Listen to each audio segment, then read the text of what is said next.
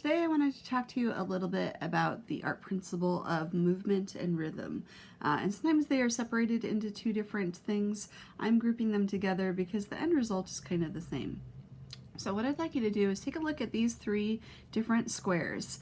And if you, they have some similarities, right? We've got lines going vertically and horizontally in all three of these, but this one is very what we call static. There's no real movement happening in here. It's just very, very flat.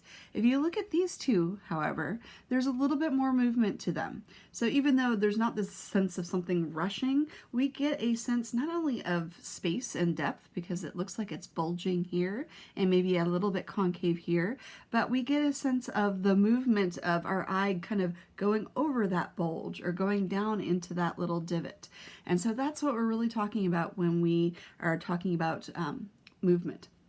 Now with rhythm, it's kind of the next step for movement. So it is easiest to understand when you look in terms of things kind of going off into space. So for example, if I wanted to, use this pattern here with the circles, if I had something where I was going and starting small and then maybe getting a little bit bigger as I continue on, what this does is this kind of creates a little bit of movement because we get a sense of space to it a little bit.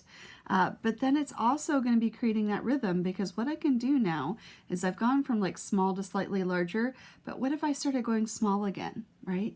And then if you think of it a little bit like a heartbeat or a music beat, it's the same idea, it's just represented in visual form.